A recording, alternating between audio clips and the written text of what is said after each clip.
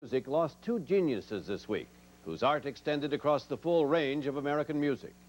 Our sense of loss at the passing of Leonard Bernstein was compounded by the death of another extraordinary musician, who was one of the most powerful influences in the world of jazz, a teacher whose students now dominate the jazz scene, as well as a master of his own instrument.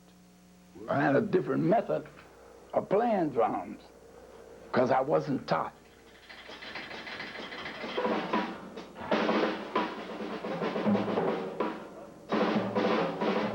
As an art form, jazz is distinctly American, and Art Blakey was one of America's greatest jazz artists.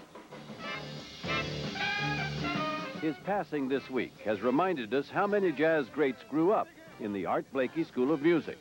Blakey was their professor. Art Blakey taught musicians by throwing them into the water and finding out whether they could swim. The secret was he already knew they could swim. The list reads like an all-star team.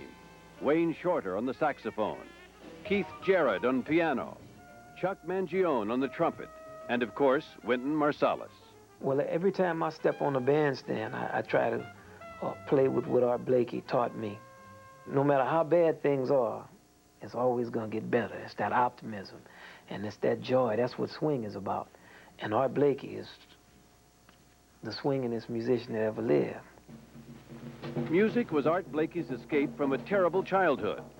He grew up as an orphan working in Pittsburgh's steel mills and coal mines when he was only 9.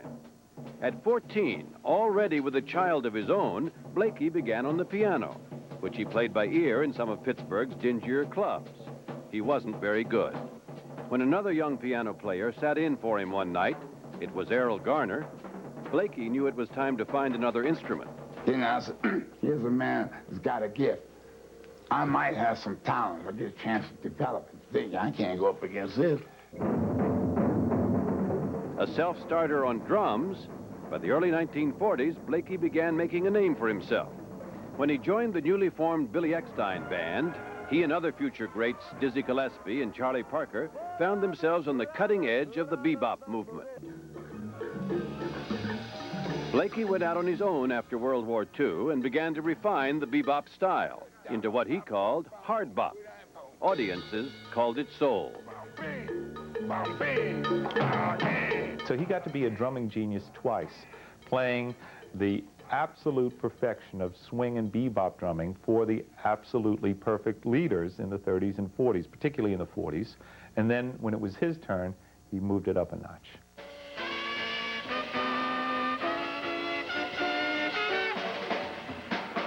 Blakey was the soul and heart of the Jazz Messengers, formed in 1954. He taught and nurtured and prodded his musicians to refine their individual talents and styles. The message we delivered, no matter who was in the band, Blakey said, was always jazz. Players often changed like a game of musical chairs, as Blakey forced older members out of the nest to make room for raw young talent that Blakey could hone into musicians. "I'm staying with the youngsters," he said. "It keeps my mind active." Well, after they grow and I see they're going to be stars, I can't afford to pay them. They try and get their own. The Jazz Messengers ran out of gas in the 70s. But the brilliant young trumpeter, Wynton Marsalis, re-energized Blakey, and the group got back together to play throughout the 80s.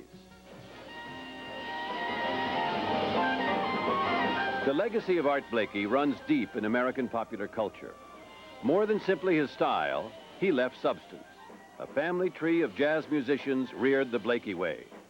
For 6 decades, he proved he could play as much with his heart as with his hands.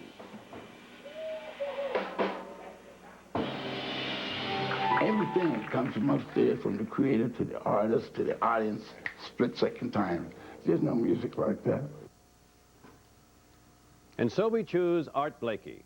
Pianist Benny Green, whom Blakey discovered in 1987, recalled that he had never met anyone with greater musical spirit. Art washed away the dust of everyday life, he said, with music. And that's our report on World News Tonight. Peter Jennings will be back Monday. I'm Sam Donaldson. For all of us here at ABC News, good night.